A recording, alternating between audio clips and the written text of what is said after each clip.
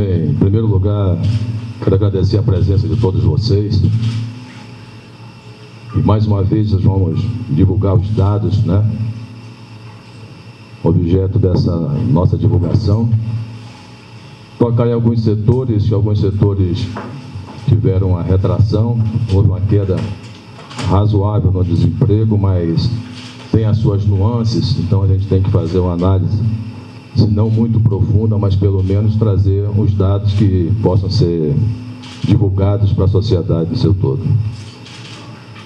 Agradecer a composição da mesa. Nós passamos a adotar, nós enquanto secretaria, e aqui eu represento o secretário de Estado do Trabalho, Dr. Michel, que se licenciou ontem, mas tudo foi montado, né, desde ontem. E agradecer, repito, a presença de todos vocês. E nós adotamos o seguinte: a gente fez questão agora de pedir para que faça parte da mesa representantes dos trabalhadores. E aqui nós temos o professor Theo, que é secretário-geral, é isso? Secretário-geral da UGT. Fizemos algumas reuniões com algumas centrais no decorrer do mês. Não adianta o Estado simplesmente apontar dificuldades, eu acho que a gente tem que dividir a responsabilidade, se é que há a responsabilidade de um só setor, mas nós precisamos buscar alternativas. Eu acho que o trabalhador, o que menos importa para o trabalhador, aquele que perde seu posto de trabalho, é saber quem é o responsável, né? Eu acho que é importante a gente buscar a saída, buscar as alternativas. E para dar início à nossa exposição, eu vou passar a palavra à nossa assessora técnica e empoderada, a Dalgisa, né? É o Tiago que vai fazer. Eu já fui traído na primeira falação minha, já fui enganado. Tá? Então, não menos empoderado o Tiago, né? Não posso deixar por menos, né, Tiago? Tem que não menos empoderado o Tiago vai passar a fazer a exposição para a gente, para em seguida a gente fazer alguma análise, né? Abrir um pouco espaço para alguma discussão, ok? Bom dia. Tá, ok. Acho que eu vou falar em pé, eu acho que eu fico mais à vontade.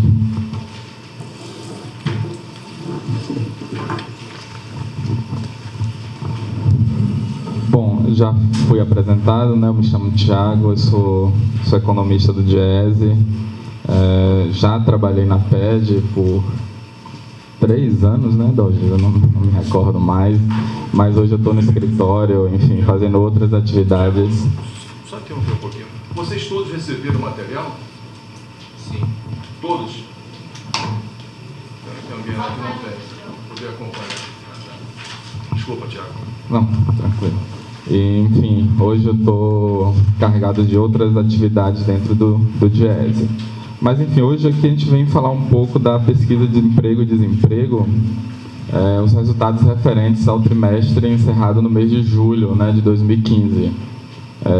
A gente tem alguns slides aí para apresentar, alguns eu vou passar mais rápido, outros eu vou me deter um pouco mais, mas, enfim, a ideia é que a gente não se alongue muito para também não ficar uma fala muito enfadonha, né? São 10h20, vou tentar ser breve e caso alguma coisa fique pendente ou alguma dúvida com relação a algum gráfico, a gente pode voltar depois e, enfim, ou conversar também depois da apresentação.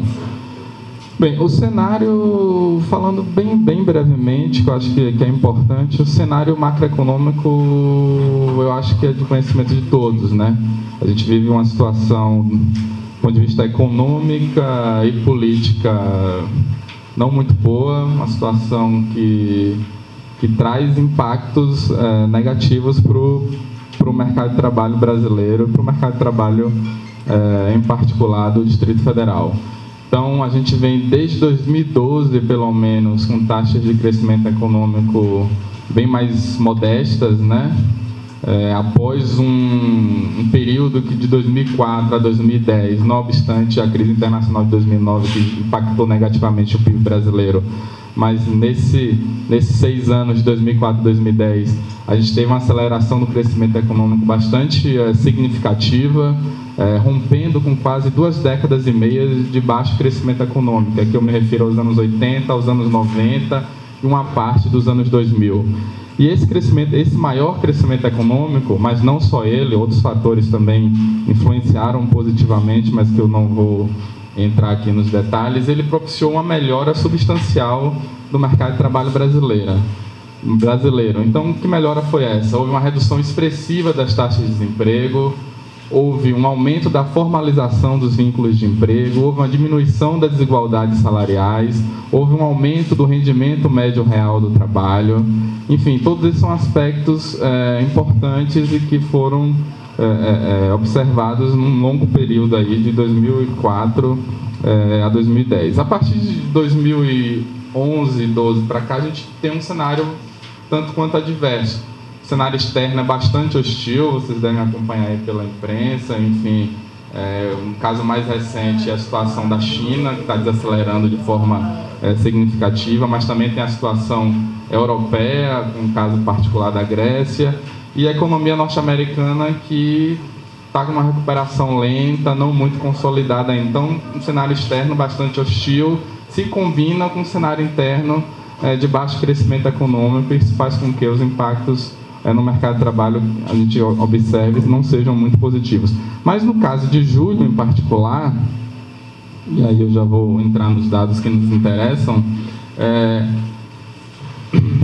nesse ano de 2015, o que a gente tem observado na taxa de desemprego do Distrito Federal, assim como todas as demais onde a pesquisa é realizada, eu vou mostrar mais à frente, e como é próprio da sazonalidade também do período, o primeiro semestre, normalmente, as taxas de desemprego elas se elevam para se estabilizarem no meio do ano e diminuir um pouco até o final do ano. Então, a tendência do emprego ao longo do ano é mais ou menos essa. O problema é que no ano de 2015, essa aceleração da taxa de desemprego no primeiro semestre, ela vem se dando de forma um pouco mais acentuada do que nos anos anteriores. Isso a gente observa em todas as regiões onde a pesquisa é realizada. E o que é que vem ocorrendo? As taxas de desemprego que vinham nos seus patamares mais baixos desde que a pesquisa começou a ser realizada, ela se reposicionou num patamar próximo ao que a gente vinha observando em 2010. Mas nesse mês em particular, a taxa de desemprego ela diminuiu, como vocês podem já ter lido aí no release. Ela diminuiu, ela passou de 14,2% para 13,6%, quando a gente compara os meses de junho e julho. E isso foi, aqui a gente está comparando os meses de julho, né? Então, antes de eu me adiantar na análise mensal, aqui a gente está comparando julho de 2015 com julho dos anos anteriores, lembrando que a gente não tem julho de 2014, porque a pesquisa não foi realizada nesse período. Então, o que a gente observa aqui, a linha azul é a população economicamente ativa, é o mercado de trabalho. A população economicamente ativa ela é formada pelos ocupados e pelos desocupados. Então, há um aumento da população economicamente ativa. Esse aumento é o resultado do aumento da ocupação e um aumento também do número de desempregados. Mas... Oi, alguém me chamou? Não, pensei que eu tinha... não tá muito bom, né, o foco aqui, né, do projetor. Mas na análise mensal, como eu havia iniciado, o que é que ocorreu? A taxa de desemprego diminuiu, como a gente vai ver mais à frente. E essa diminuição ela foi resultado de 2 movimentos que se combinaram e produziram essa redução da taxa de desemprego. Um foi a redução da população economicamente ativa, que sai de alguma coisa para outra coisa aqui, que eu não estou enxergando aqui no gráfico. Mas, enfim, é uma redução de 1.568.000, né? Para 1.561.000, há uma redução da população economicamente ativa. O que é que significa? Pessoas saíram do mercado de trabalho. Você tem menos pessoas participando do mercado de trabalho. Há uma queda da taxa de participação. Há uma menor pressão sobre esse mercado de trabalho. Ao mesmo tempo, foram gerados novos postos de trabalho, 4.000 postos de trabalho. Então, ou seja, a combinação de menos pessoas pressionando o mercado de trabalho com a geração de postos de trabalho faz com que diminua o número de desempregados, que caiu de 223 mil para 212 mil desempregados. Então, segundo a pesquisa de emprego e desemprego, estima-se que no Distrito Federal, no mês de julho, havia cerca de 212 mil desempregados como resultado desses dois movimentos: diminuição da população economicamente ativa e expansão das ocupações.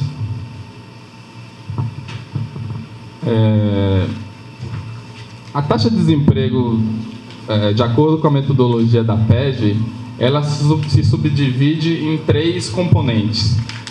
Tem a taxa de desemprego aberto, que é a taxa de desemprego clássica, digamos assim, a pessoa que está desempregada e está procurando um emprego sem realizar atividades paralelas, é o desemprego clássico.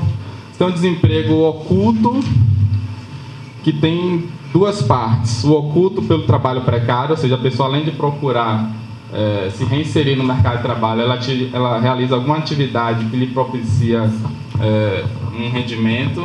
E o desemprego oculto pelo desalento, que são as pessoas que estão desempregadas, mas que por motivo de desalento, por avaliar que o mercado de trabalho está ruim, e ela desistiu de procurar o emprego, mas ela é classificada como desempregada. Essa foi uma metodologia pensada nos anos 80, não foi, Dalgisa? Inicialmente na região metropolitana de São Paulo, que é justamente para tentar captar as nuances, as especificidades de um mercado de trabalho heterogêneo e subdesenvolvido como o mercado de trabalho brasileiro. Porque nos países desenvolvidos, o desemprego ele se manifesta quase que exclusivamente na sua forma clássica, que é o desemprego aberto. Nós, por questões da estrutura produtiva, por problemas nas políticas públicas de mercado de trabalho, a gente não vê o desemprego se manifestar só nessa dimensão aqui. Então, tem as outras dimensões.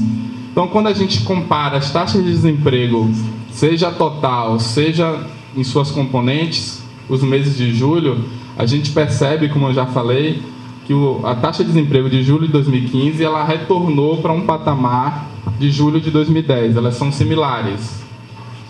Ou seja, essa taxa já foi menor em julho de 2011, julho de 2012 e julho de 2013. E o que é que se expandiu basicamente nesse período? É o desemprego aberto e o desemprego oculto pelo trabalho precário. O desemprego oculto pelo desalento ele manteve-se relativamente estável, e se a gente olha no período mais longo até se reduziu, né, de 1,8% para algo como 0,9%. Então, essa taxa do mês de julho de 2015 ela é equivalente a julho de 2010 e um pouco superior aos meses de julho de 2011, julho de 2012 e julho de 2013. Aqui é a sazonalidade que eu estava falando para vocês, ou seja, quando a gente olha a taxa de desemprego ao longo do ano, a tendência é que ao longo do primeiro semestre essa taxa ela se eleve, ela se estabiliza ao redor ou no meio do ano e tende a diminuir mais próximo do final do ano. E essa sazonalidade que está acontecendo aqui no Distrito Federal. O que é um fato preocupante, que eu estava olhando os dados das outras regiões, é que essa sazonalidade ela foi quebrada em outras regiões. Ou seja, você tem um aumento de desemprego, inclusive no segundo semestre. Aconteceu em todas as outras regiões metropolitanas, exceto aqui e exceto em Fortaleza, o que dá um pouco a dimensão da gravidade da crise que a gente vive atualmente e seus impactos sobre o mercado de trabalho. Então, aqui é a evolução ao longo do ano da taxa de desemprego no Distrito Federal. Ela começa em 12%, se eleva até maio, se estabiliza em junho e tem um pequeno recuo agora no mês de julho. A pesquisa de emprego e desemprego no Distrito Federal, ela permite também a gente desagregar a taxa de desemprego por grupos de região administrativa. Esses grupos, eles são denominados grupos 1, 2 e 3, e são grupos de regiões administrativas que a gente organizou por renda, né? Ou seja, o grupo 1 são as regiões administrativas de renda mais elevada, o grupo 2 é o grupo de regiões administrativas de renda intermediária, e o grupo 3 é o grupo de regiões administrativas com renda mais baixa. Cada região administrativa que compõe esses grupos está aqui na nota de rodapé e tem também no boletim, se vocês tiverem alguma dúvida a respeito de quais regiões administrativas compõem cada um desses grupos. E o que a gente percebe é que o grupo 1 de regiões administrativas de renda mais elevada tem taxas de desemprego mais baixas, o grupo 2 tem taxa de desemprego intermediária e o grupo 3 tem taxa de desemprego mais elevadas. Então, a diferença é essa no mês de julho. A taxa de desemprego no grupo 1, 7,5%. Nas regiões administrativas do grupo 2, são a taxa de desemprego média de 13,6%. E no grupo 3, é 11? Não, 13, não? Ah, tá, o grupo, que eu estou olhando errado, obrigado. O azul é o total. No grupo intermediário é 11 e no grupo 3, 16,4%. Então, quando a gente percebe esse movimento de retornar a taxa de desemprego que vigoravam em 2010, isso também se observa quando a gente analisa de forma desagregada, né? No caso da região 1, do grupo 1, há, na verdade, até uma elevação, ou seja, a taxa de desemprego hoje ela é superior à que se registrava em julho de 2010. No mês, o que é que a gente percebe? É que houve uma estabilidade da taxa de desemprego no grupo 1, uma diminuição no grupo 2 e uma diminuição no grupo 3. Ou seja, essas diferenças de taxa de desemprego elas diminuíram, né? A partir do momento que a do grupo 1 se manteve estável, e a do 2 e a do 3 ela diminuiu, ainda que as diferenças sejam significativas. E aí é o que eu estou falando, né? Essa divisão ela se dá da seguinte forma: o grupo 1 são as regiões administrativas de renda mais elevada, Plano Piloto, Lago Norte, Lago Sul, basicamente. Grupo 2 são as regiões administrativas de um azul intermediário aí, né, de renda intermediária, então você tem Planaltina, Sobradinho, entre outras. E o grupo 3 são as regiões de renda mais baixa, que inclui Paranoá, São Sebastião, são as regiões administrativas com azul mais escuro aí. Então, aqui a gente está comparando a taxa de desemprego do Distrito Federal com as taxas de desemprego nas outras regiões metropolitanas onde a pesquisa é realizada. Então, como eu já adiantei,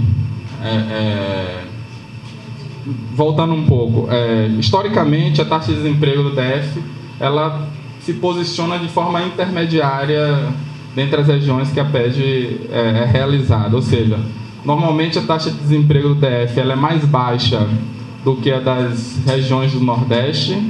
Agora que quando entrou Fortaleza aqui, a gente já não pode falar mais disso, porque Fortaleza tem a taxa de desemprego mais baixa da pesquisa, então Distrito Federal tem uma taxa de desemprego mais baixa do que Recife, Salvador, porém é bem mais alta do que Porto Alegre, São Paulo e Belo Horizonte, quando a gente tinha a pesquisa lá. Então, quando eu falei a questão da sazonalidade, o que é que ocorre?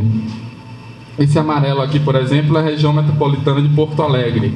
Houve um aumento, aqui está comparando julho com julho, ou é mensal, né?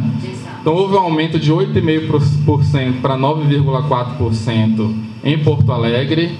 Em Fortaleza, manteve-se estável em torno de 8%. No DF ela caiu, como eu já falei, e nas demais regiões houve uma ampliação da taxa de desemprego. Salvador hoje é a região metropolitana com a maior taxa de desemprego, em torno de 19%. É uma taxa de desemprego muito elevada. Eu lembro, eu sou lá de Salvador, né?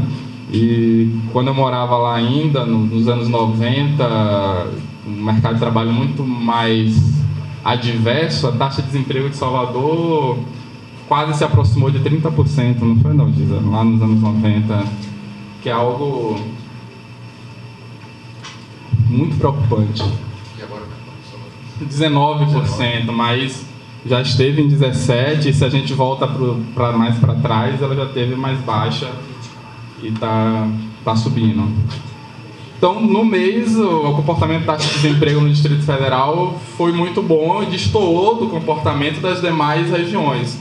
Como eu falei e repito, apenas para frisar, as taxas de desemprego nas outras regiões metropolitanas, a taxa de desemprego se elevou em todas elas, com exceção de Fortaleza, que se manteve estável.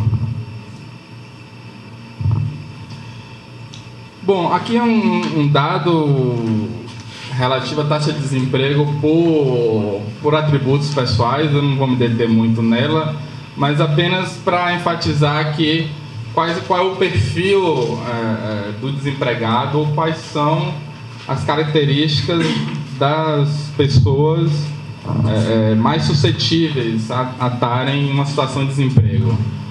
Mulheres, não chefes, negros e jovens. Então, esse é um perfil que é um perfil histórico, enfim, de poucas mudanças no que se refere aos dados mensais, mas é uma informação importante. Aqui a mesma informação apresentada de forma diferente e que apenas reforça o que eu já falei, qual é o perfil do desempregado. Quando a gente olha a distribuição dos ocupados, e aí está a variação mensal também, por grupos de regiões, e por sexo, posição no domicílio, raça, cor e faixa etária dos jovens. A maior parte dos ocupados são homens, outros não chefes, né? E negros, e está no grupo 3. Ou seja, a maior parte dos ocupados, eles residem no grupo 3, ainda que não trabalhem no grupo 3. A maior parte trabalha no grupo 1 e tem que todo dia fazer o deslocamento, casa-trabalho, trabalho-casa. Bom, aqui a taxa de participação, eu já mencionei que no mês ela recuou, e aqui ela está desagregada por alguns atributos pessoais. Atentar para o fato da taxa de participação masculina é maior do que a feminina, né? E embora a feminina tenha aumentado bastante nas últimas décadas, né? Ela ainda é inferior por motivos vários, né? Principalmente por conta de uma divisão sexual do trabalho doméstico que ainda penaliza a inserção da mulher no mercado de trabalho, né? Mas enfim, aí você vê a taxa de participação dos jovens como é bastante elevada, e a taxa de participação no grupo 3 ela é um pouco superior às do grupo 1 e às do grupo 2. E aqui é a configuração do mercado de trabalho do Distrito Federal. O Distrito Federal tem um mercado de trabalho muito específico. Ele é muito distinto do mercado de trabalho das regiões metropolitanas do Nordeste, das regiões metropolitanas do Sudeste e do Sudeste, onde a pesquisa é realizada. Aqui a gente tem um peso muito grande do setor de serviços, né? Que é essa fatia azul da pizza aí, setor de serviços que exclui a administração pública. A administração pública é essa fatia amarela e o comércio é essa fatia cinza, ou seja, serviços, administração pública e comércio, ele praticamente responde pela totalidade das ocupações do mercado de trabalho do Distrito Federal. Ou seja, é um mercado de trabalho onde a indústria tem um peso muito pequeno. Então, no momento de crise como que a gente está vivendo, a indústria é o setor que é afetado de maneira mais direta, de forma mais rápida. E, portanto, as cidades que mais dependem da indústria, dos mercados de trabalho que mais dependentes da indústria, tendem a sofrer de forma mais rápida os efeitos da crise. Então, a gente tem um percentual pequeno, né, de trabalhadores na indústria, apenas 4%. E a gente tem uma administração pública, obviamente, né, que é muito maior do que se observa em outras regiões onde a pesquisa é realizada. Então, eu falei lá no início que a diminuição da taxa de desemprego ela foi o resultado de um movimento conjugado de redução da população economicamente ativa e de ampliação dos postos de trabalho. Uma questão importante é onde esses postos de trabalho foram gerados no mês de julho. E aqui esse gráfico nos dá essa resposta, né? Ou seja, em termos relativos, ainda que tenha uma participação pequena no mercado de trabalho, quem mais gerou postos de trabalho foi a indústria de transformação. Então, em termos percentuais, dá 14%. Mas está tratando de uma ordem de grandeza muito pequena quando comparada, por exemplo, ao setor de serviços, né? Então, foram gerados cerca de 6 mil postos de trabalho aqui na indústria de transformação e mais 2 mil postos de trabalho no setor de comércio. Os demais postos de trabalho, nos serviços, há uma estabilidade, né, uma relativa estabilidade. Houve uma redução de postos de trabalho na administração pública e na construção. Então, o saldo líquido de geração de postos de trabalho de 4 mil vagas é o resultado da combinação do comportamentos setoriais no que se refere à criação de emprego. Favoreceram a criação, a indústria de transformação e o comércio, atuaram contra a geração de postos de trabalho, a construção e a administração pública, e os serviços manteve o seu nível ocupacional relativamente estável entre junho e julho. Aqui é uma outra informação importante, ou seja, como é que se comportou entre os meses de junho e julho? Não. Aqui a gente está olhando em 12 meses, são os meses de julho. Então, o que a gente percebe quando a gente compara julho atual com julho dos anos anteriores? Um crescimento do setor privado, uma relativa estabilidade do setor público, que é essa linha laranja, um crescimento recente do trabalho autônomo ou trabalho realizado por conta própria e uma estabilidade do serviço doméstico. Mas eu quero chamar a atenção, que eu acho que é um ponto que a gente precisa se debruçar agora e precisaremos nos debruçar nos próximos meses, quiçá anos, aqui a gente está ainda de julho a julho, né? Porque aqui a gente desagrega o setor privado com carteira e sem carteira. Houve um movimento, como eu já falei, nos últimos anos, de ampliação importante dos vínculos empregatícios no setor privado com carteira assinada, e isso continuou mesmo depois da desaceleração da atividade econômica. E só abrindo um parêntese, o que explica isso para o mercado de trabalho brasileiro como um todo e para o Distrito Federal em particular foi a rápida e expressiva diminuição da população economicamente ativa no Brasil nesses últimos anos. Ou seja, os jovens adiaram a sua entrada no mercado de trabalho. Adiaram porque a renda média familiar aumentou significativamente, vocês sabem, do aumento do salário mínimo, do aumento das negociações coletivas que o DIEESE acompanha, têm obtido ganhos reais, em sua grande maioria, por vários anos. Então, a taxa de desemprego caiu nesses anos positivos mais recentes do mercado de trabalho, muito por conta da diminuição da população economicamente ativa, isso no Brasil e na América Latina como um todo, já então, há uma diminuição da pressão dos jovens sobre o mercado de trabalho, um aumento da renda familiar permite que a família planeje melhor a entrada no mercado de trabalho dos seus membros. Então, se eu tenho uma renda melhor, eu posso segurar meu filho estudando um pouco mais e adiar sua entrada no mercado de trabalho. Vários estudos de mercado de trabalho mostram que quanto mais cedo você entra no mercado de trabalho, você tem uma trajetória profissional muito pior. Então, quanto mais cedo você começa no mercado de trabalho, você vê isso nos dados, quanto mais cedo você entra, sua trajetória profissional é pior, você tem piores postos de trabalho, você tem remuneração melhor. Então, isso é um ponto positivo das famílias poderem adiar a entrada do jovem no mercado de trabalho, que ela não seja tão precoce como é no Brasil historicamente, né? Então, e por outro lado, você também, quando a gente vai olhar com o etário, os idosos, uma parte dos idosos também saíram do mercado de trabalho.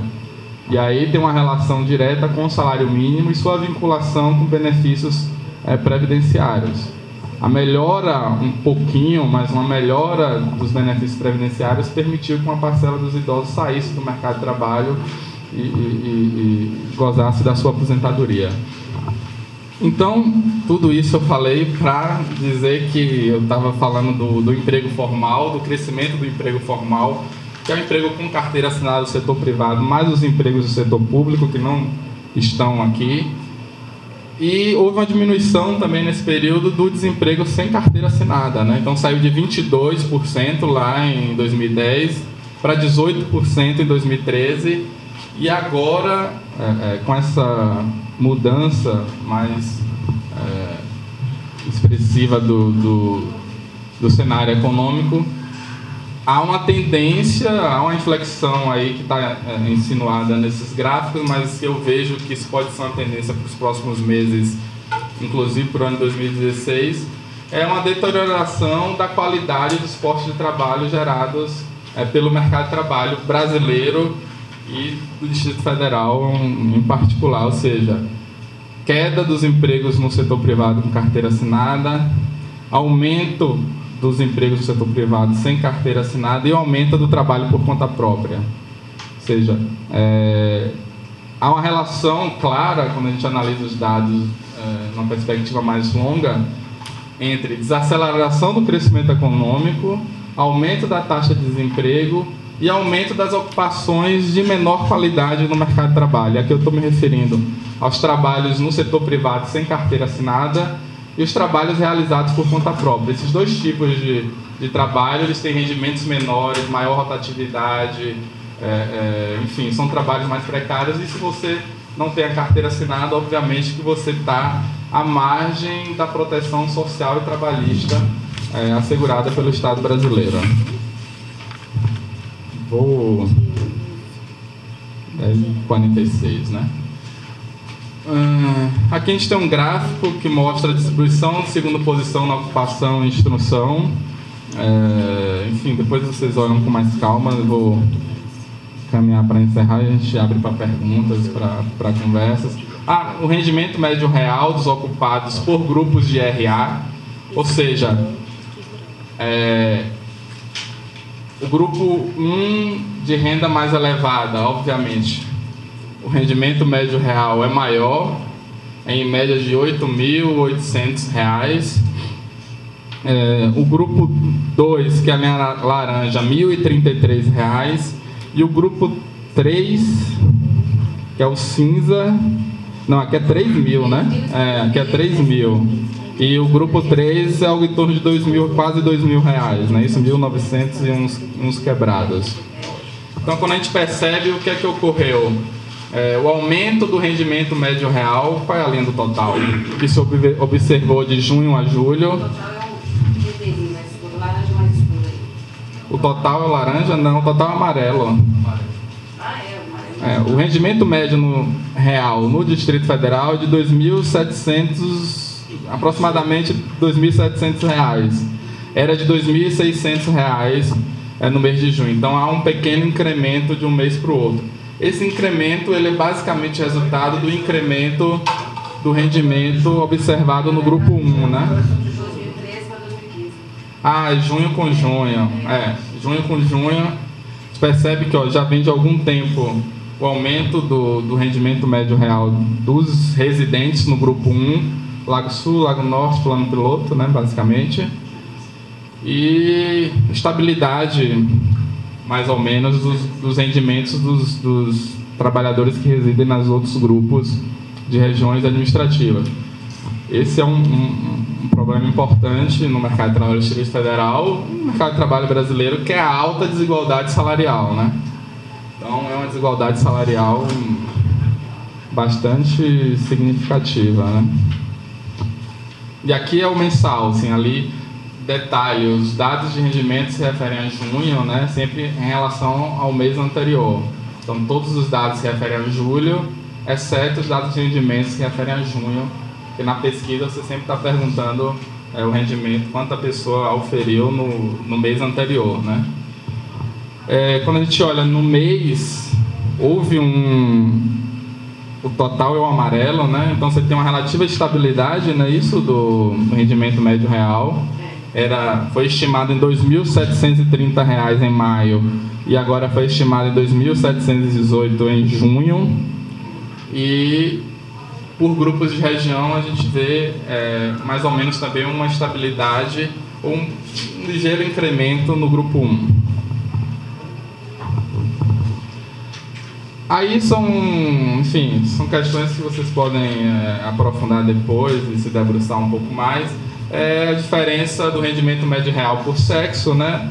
Os homens têm um rendimento maior do que as mulheres, apesar de ter menos anos de estudo, ou seja, os homens estudam menos e ganham mais. Aqui é o rendimento médio real por sexo, ali era na comparação anual, né? E aqui é isso? E aqui é na comparação mês a mês, mas a lógica ela é a mesma. Aqui é o rendimento médio real dos ocupados por raça, cor, ou seja, os não negros têm um rendimento médio real superior aos negros. Isso tanto na análise anual quanto na análise mensal, percebe-se essa diferença. Aqui tem um rendimento médio real por posição no domicílio, né? Enfim, os chefes, em média, têm um rendimento médio superior aos não chefes de família. Aí você tem um rendimento médio real por posição na ocupação, como eu havia falado. Aqui é o rendimento médio real do setor público, quase R$ 7.000. Aqui embaixo está o setor privado agrupado e nas suas diversas nuances. Então você tem um vermelho aqui, que é o total dos ocupados. Enfim, quem tem o menor rendimento são os assalariados sem carteira, Dalgisa? Aqui está meio confuso para ver, mas enfim, a gente tem três. Carteira é maior do que com carteira. Houve aumento. Não, houve aumento, mas com carteira é maior, né? O rendimento. Não, esse mês passou. Esse mês passou. Você sem carteira passou? Carteira? Passou, na verdade, mês passado. Porque aqui está. Como estão valores bem próximos aqui, eles acabam se misturando. Se olhar a tabela do 4 do boletim, dá para ver. Uhum. O voto não está colorido, O amarelo são os autônomos. Mas enfim, o assalariado do setor público, ele ofere um rendimento médio real muito superior a quem não está no setor público, quem está no setor privado. Enfim, era isso que eu queria falar de início. Esses slides aqui, eles sintetizam de alguma forma o que já foi falado ao longo da exposição. Eu acho que, pontualmente, o recuo da taxa de desemprego é um movimento importante, ainda que esse recuo ele esteja se dando um patamar superior aos anos anteriores, mas isso é uma tendência que não vai se modificar nesse ano. É uma tendência presente em todas as regiões metropolitanas, enfim, e em todos os estados, né? Se a gente olha, por exemplo, a PNAD contínua, há um movimento geral de ampliação das taxas de desemprego e, dadas as perspectivas externas e internas da economia, o cenário não é muito positivo para os próximos meses e mesmo para o ano de 2016. O Boletim Focus do Banco Central aponta uma retração de 2% do PIB para esse ano, uma nova retração no ano que vem, menos intensa, mas possivelmente uma retração. Estava observando que 2 anos de retração consecutiva do PIB não acontece desde 1930. Então, o cenário não é muito positivo e o mercado de trabalho ele responde basicamente ao comportamento macroeconômico. Então, as políticas de mercado de trabalho são importantes, elas têm a sua função, mas quem gera postos de trabalho é a política macroeconômica, é o comportamento da economia como um todo. Se o comportamento da economia ele não é favorável, trabalho para aqueles que formulam e trabalham com políticas públicas fica muito mais difícil porque você está trabalhando com vento contra, digamos assim, né? Mas, enfim, esses são os pontos que eu queria chamar. Eu peço desculpas pelo tempo e a gente está à disposição aí, se tiver alguma dúvida, alguma pergunta. Eu agradeço a atenção de vocês.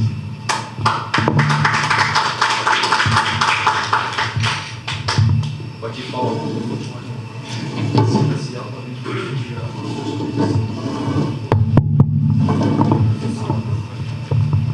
Eu gostaria que a gente pudesse recompor a mesa. Vocês tomaram pelo menos conhecimento de forma superficial, porque se quiser tomar conhecimento de forma mais profunda, a gente tem que se aprofundar um pouco mais nesse estudo. Mas o que vale destacar é que o desemprego está aí. A situação está colocada, a situação está posta, como foi colocado pelo Tiago. Nós estamos navegando com vento adverso, mas não é essa a ideia da Secretaria de simplesmente cruzar os braços. Então, algumas ações nós temos feito, embora, se pegarmos de forma geral, é um número bem pequeno, mas a Secretaria não está apática, não está inerte nessa situação. Mas antes da minha falação, eu quero passar a palavra ao Bruno, que é assessor econômico lá da Codeplan, para que possa ressaltar alguns pontos, né, do que foi discutido aqui. Aí, em seguida, a gente vai abrir também a palavra a todos vocês. Bom dia a todos. Eu acho que essa PET tem alguns sinais positivos e intrigantes, eu acho que distingue a economia do Distrito Federal, né? A gente teve aquela comparação entre todas as regiões metropolitanas cobertas pela PED. O comportamento do Distrito Federal foi diferente, né? A gente teve uma queda do desemprego, onde todos aumentaram. Acho que esse é um primeiro ponto a ser destacado, né? A gente teve essa queda no desemprego de Brasília, ficou abaixo de São Paulo, por exemplo, e de Recife, né? A gente tinha, ao longo da série, ficado acima. Acho que esse é um ponto interessante para a gente pensar o que vem acontecendo. De fato, houve um aumento no número de autônomos e no número de pessoas sem carteiras, o que indica uma precarização do trabalho. Acho que esse também é um destaque, vamos dizer, negativo da pesquisa. Mas, como tem sempre um lado a gente pode destacar positivo, teve um aumento na renda. Eu acho que esse é um ponto para a gente pensar também para frente, na dinâmica futura do Distrito Federal, é que teve um aumento das pessoas sem carteira e autônomos. E hoje, sem carteira está ganhando mais do que as pessoas com carteira. O que também, para mim, é um desafio a se pensar para frente. Tem, acho que, alguns pontos também importantes, quando a gente olha a discriminação por atributos pessoais, o desemprego para os chefes de família reduziu, o que é uma notícia boa para a família, a renda familiar não está tanto afetada durante esse período tão complicado. Acho que mulheres jovens também caiu o desemprego, então a gente tem esse ponto positivo dessa queda do desemprego que a gente observou nos últimos anos. E agora, olhando um pouco, um fator negativo foi que quando a gente compara a distribuição pela qualificação das pessoas, segundo a posição da carteira, a gente teve uma forte redução de ocupados para quem tem mais de nível médio completo. Então, a gente está perdendo empregos com carteiras assinadas mais qualificados. Então, acho que essa é um destaque ruim dessa pesquisa nesse mês. Quer dizer, a gente tem, se puder passar o próximo gráfico. Não, volta.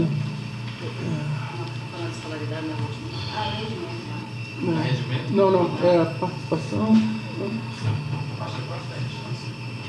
Para frente.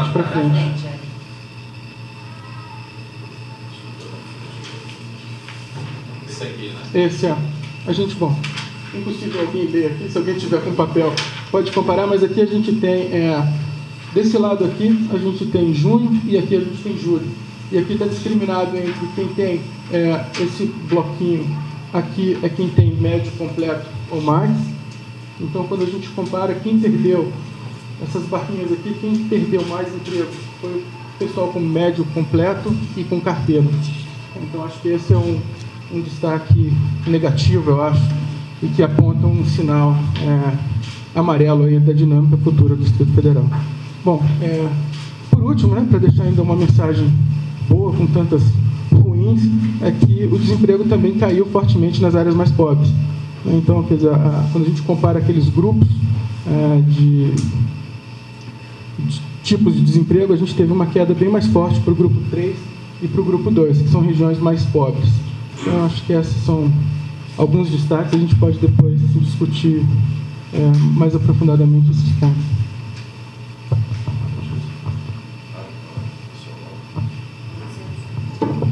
Gente, eu gostaria... Eu sei que é muito massificante a gente ficar olhando um gráfico, um monte de números, só notícias desagradáveis e tal, mas é a realidade, é o momento que a gente está vivendo e não podia ser diferente esse tipo de informação. Antes de abrir a palavra a vocês, se alguém tiver algum questionamento, alguma pergunta, eu gostaria de ouvir de forma bem breve o professor Aldo e em seguida o pastor Theo, que é o representante dos empregadores, e aí a gente abre para uma discussão se for necessário, tá bom? Bom dia a todos. Muito grato por me pôr aqui à mesa, porque o que interessa a um geógrafo, enfim, da Diretoria de Estudos Urbanos e Ambientais da Codeplan, a questão do emprego. É justamente esse mapinha que aparece aí e que nos mostra uma coisa que preocupa, não é? Quer dizer, apesar de ter uma queda de 0,5% no desemprego, 16,4%, né? Ela afeta as áreas mais pobres do Distrito Federal. E se for cruzar lá no nosso SIGA, fazer um confronto entre esse pessoal mais pobre e a escolaridade deles, vai ver que eles são os menos preparados, né? Então, acho que, junto com a Secretaria de Trabalho, acho que a Secretaria de Educação...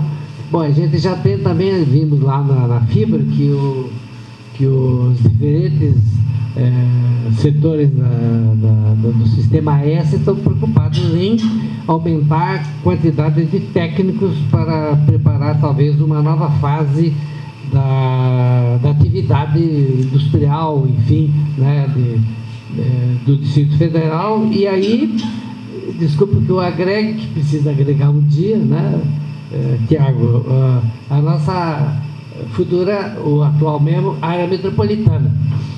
Foi referido já, não vou lembrar ontem, que foi ontem lá no INB que se discutia a questão da regionalização, não é?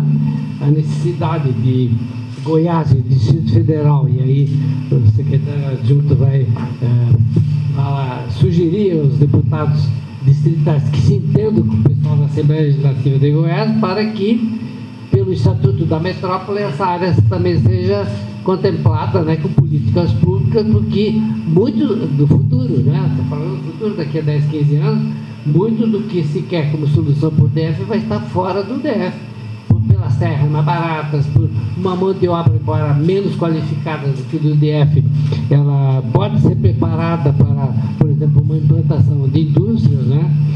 Enfim, já ouvi falar até que nessa área ao sul do DF vai ter uma indústria de carros elétricos, que é outra coisa que se pensa para o futuro.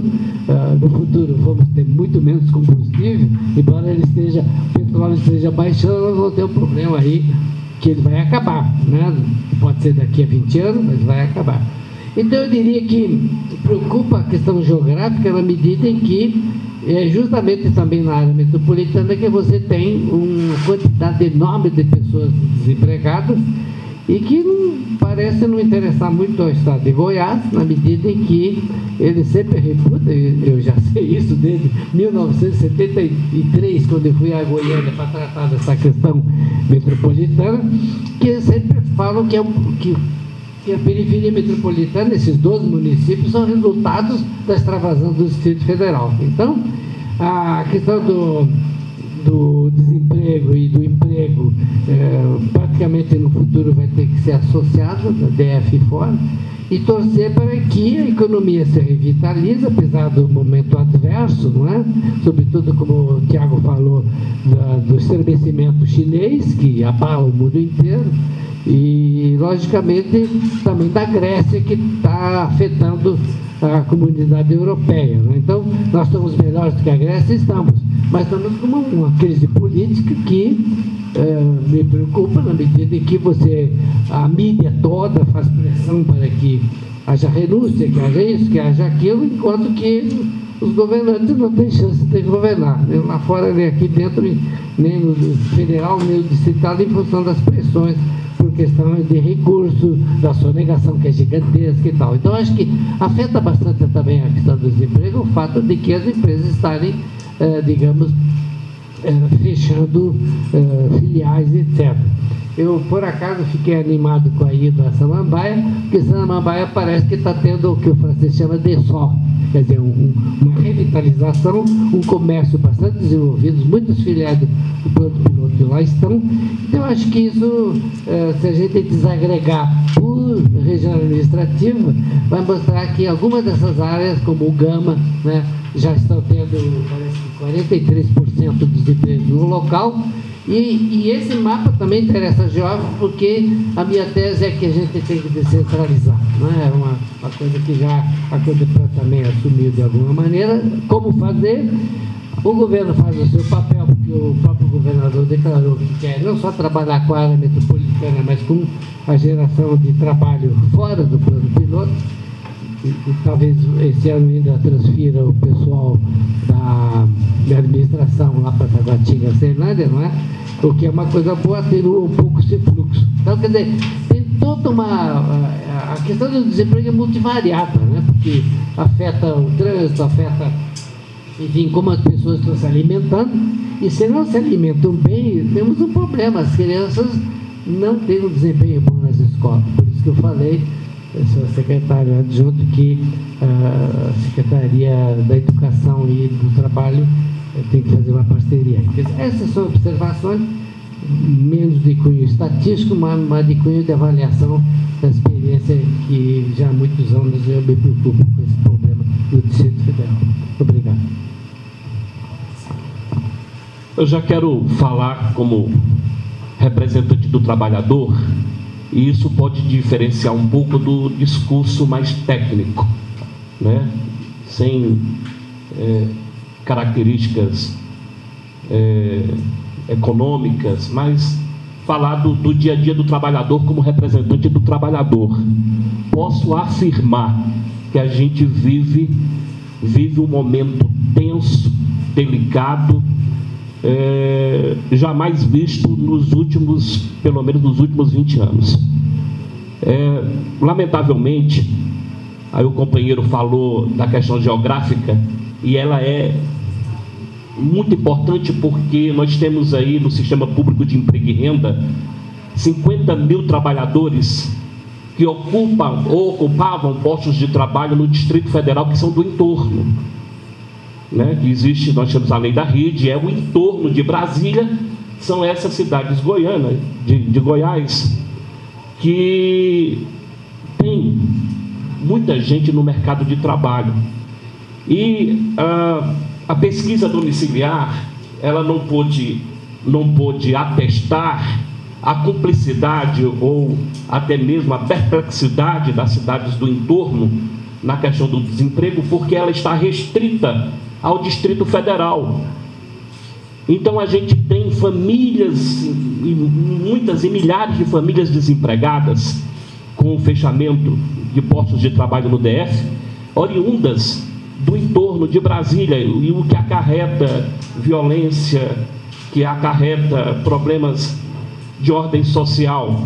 A gente ontem, no dia de ontem, chegamos a um índice alarmante no Sistema Público de Emprego e Renda, quando praticamente não tínhamos no nosso sistema de vagas de intermediação de mão de obra nenhuma vaga sequer para oferecer para o trabalhador desempregado. A gente está atingindo limites alarmantes.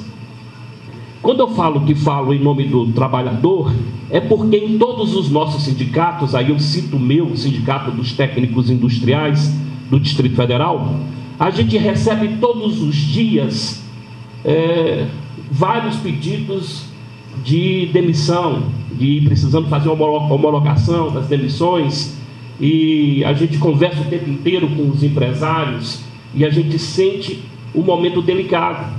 Aí a gente tem um aumento no número de empregados sem carteira assinada e de trabalhadores autônomos, né? E isso não pode ser de forma alguma celebrado por nós, porque é evidentemente a precarização do trabalho.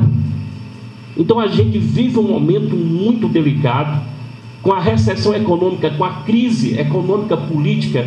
A gente tem certeza que o cenário neste exercício de 2015 é muito devastador para o trabalhador, até porque teremos aí um enxugamento da máquina administrativa, a redução de 10 ministérios, né, e de milhares de cargos comissionados, né, principalmente de sediados aqui no Distrito Federal. Então o impacto, né, da diminuição da máquina, ela vai trazer um impacto direto ao Distrito Federal, que é a capital do servidor público, né? Acho que Brasília e o estado do Rio de Janeiro, que são os estados que têm os maiores cargos federais. Então posso afirmar para vocês que o Conselho do Trabalho do Distrito Federal, que ora estou presidente, está em alerta máximo, né? A gente está preocupado, as centrais sindicais devem se reunir, estamos nos reunindo com o governo federal, ora com a presidente Dilma, ora com o ministro do Planejamento, o ministro da Fazenda, né, e os ministros da área econômica, no sentido de buscar agora um plano, né, de recuperação de empregos. Isso está sendo, inclusive, hoje conversado lá no âmbito do Congresso Nacional, e há uma preocupação, e não é exagero nenhum falar que os trabalhadores estão em estado de alerta em razão da crise econômica.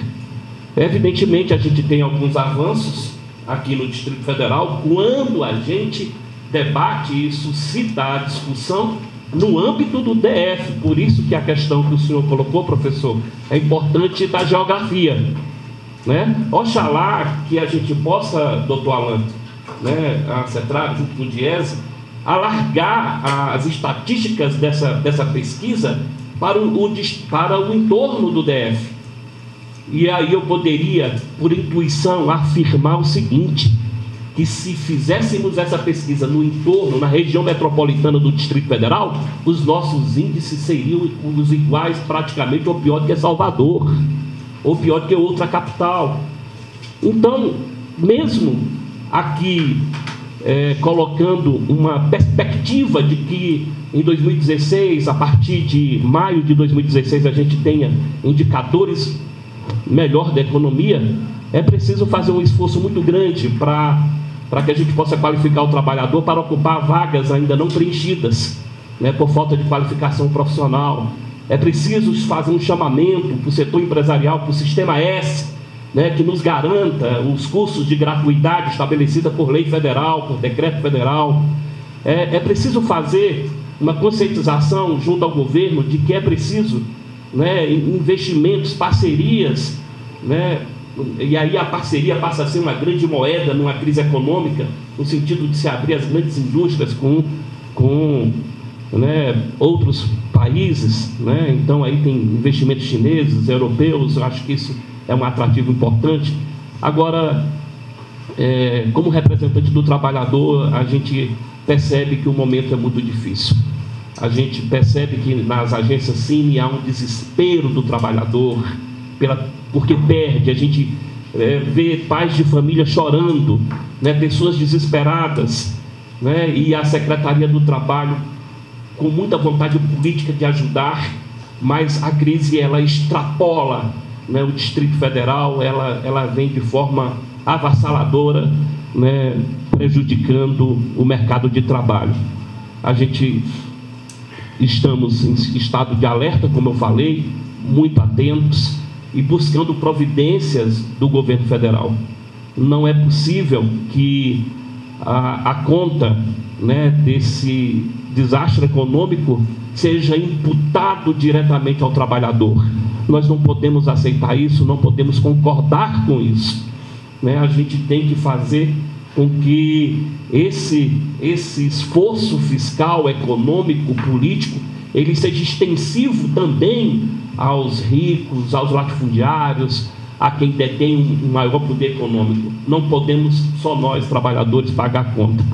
Então, nessa visão que faço, e faço isso com a certeza da concordância de todas as centrais sindicais, de todos os trabalhadores do sistema confederativo, de que o momento é de perplexidade, o momento é de vigilância, e a nossa intenção é pressionar o governo federal e também solicitar ao governo do Distrito Federal políticas alternativas, né, para a gente diminuir, né, essa tensão na vida da classe trabalhadora.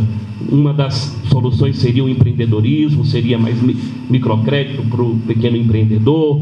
Eu não sei, a gente tem que trabalhar uma alternativa, mas eu quero ressaltar a importância do trabalho do DIEESE no Brasil inteiro, né? Eu acho que o pedido que faço ao GDF e ao DIEESE, que a gente possa, de forma mais real, né, trazer aqui dados que abranjam o entorno do Distrito Federal, porque o impacto, posso garantir, é bem maior do que a gente presencia agora.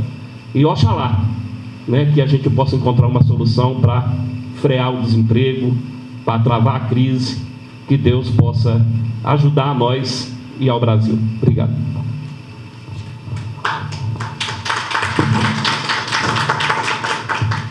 Bem, após ouvir a explanação dos nossos convidados também, a gente vai abrir para perguntas. E eu tenho só uma pequena observação a fazer na exposição, na colocação, tanto do professor quanto do representante da UGT. A situação é complicada, isso aí é público e notório. O desemprego nacional ele aumentou 2,6% a nível nacional. Mas a gente, né, quando eu falo a gente, é na condição de gestor de Estado e os representantes dos trabalhadores, a gente não pode simplesmente ficar aguardando que o Estado traga a solução. Tá? Essa é uma luta em conjunto, as pessoas têm que ter essa consciência dessa unidade, né, no momento. Não podemos esquecer que quem é o responsável, quem gera emprego é a classe produtiva. E para isso nós buscamos conversas, não, professor Baeira? Nós reunimos com vários empresários do Distrito Federal para que a gente consiga encontrar uma saída, né? Momento de crise, cruzar braço, reclamar e se lamentar não resolve, né? A gente tem que buscar alternativa. Está aberto para a pergunta.